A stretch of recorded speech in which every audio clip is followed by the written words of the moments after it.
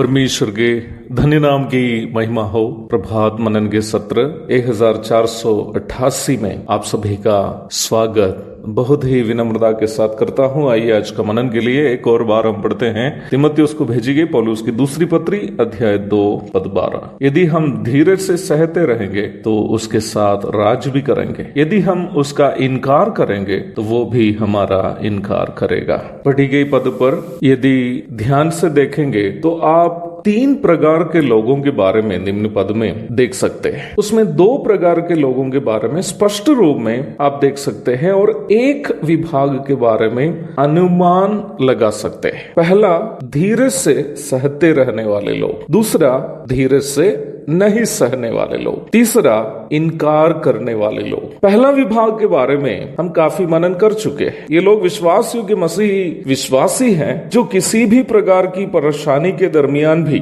यीशु मसीह से गहरा प्रेम करने के कारण उन परेशानियों को झेलते हुए विश्वास में बने रहते हैं या प्रभु के द्वारा दी गई सेवा कार्य को किसी भी परेशानी सहते हुए जारी रखते हैं। ये वही लोग हैं जो पाप के साथ या झूठे उपदेश के साथ समझौता नहीं करते हैं। ये लोग प्रभु के 1000 वर्षीय शासन में और वैसे ही नई धरती के शासन में प्रभु के संग ऊंचे पदवियों में रहकर राज करेंगे। इस प्रकार के एक प्रथम विभाग होने के कारण दूसरे विभाग के बारे में हम स्वाभाविक रूप में अनुमान लगा सकते हैं। ये ऐसे विश्वासी है दूसरे प्रकार के लोग जो परेशानियों से बचने के लिए नहीं तो बदनामी से बचने के लिए पाप के साथ या झूठा उपदेश के साथ समझौता करते हैं। मुझे ये कहने में अत्यधिक खेद है कि वर्तमान समय के बहुमत के लोग इस श्रेणी के लोग हैं। ये लोग उद्धार पाए हुए हैं, वचन की सच्चाइयों को कई हद तक जानते हैं, प्रभु से और प्रभु की सेवा से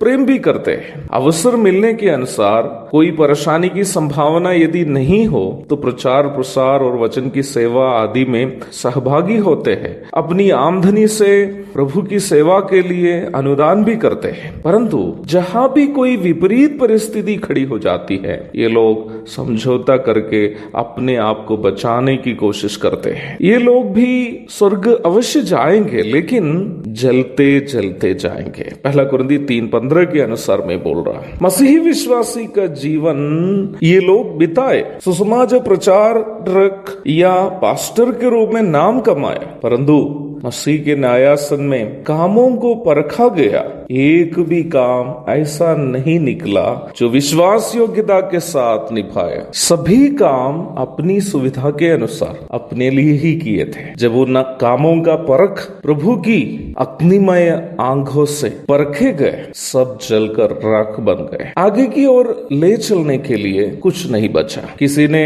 इस विषय को समझाने के उद्देश्य से इस प्रकार कहा, स्वर्ग में भी गरीब और भिखारी जरूर होंगे जो नरक से तो बच गए लेकिन स्वर्ग में जीने के लिए संसार में कुछ नहीं कमाया। तीसरा विभाग के लोगों के बारे में हम इस पद के दूसरा भाग में देखते हैं। ये लोग वही हैं जो परेशानियों के सामने प्रभु का इनकार करके सांसारिक जीवन में वापस चले गए हैं। ये ऐसे लोग हैं जो पाप में गिरने के बाद पश्चाताप नहीं करते हैं, मसीहत को अपना गलत योजनाओं के लिए, अपना लाभ के लिए उपयोग करते हैं। जैसे यहूदा इस्करियोती ने अपना प्रेरितायित्व की पदवी को रुपये की चोरी करने के लिए इस्तेमाल किया था। फिर ऐसे लोग जो विश्वास में आने का बहाने में कुछ समय के लिए मसीही संगति में रहा, बाद में सताव या परेशानी को झेलना पड़ा तो प्रभु का इनकार करके अपना पुराना जीवन में वापस चले गए। ऐसे लोगों के बारे में इब्रानी 10 की 26 से 29 तक के पदों में और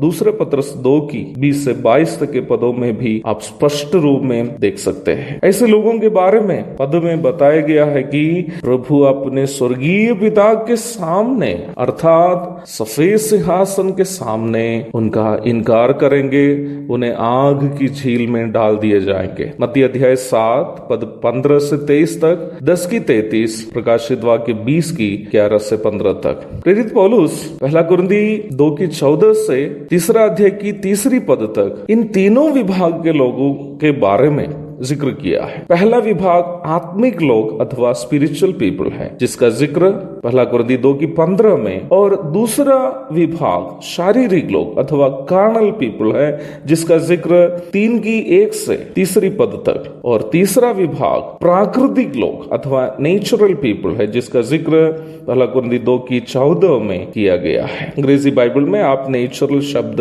देख सकते हैं जिसका अर्थ सांसारिक या प्राकृतिक है।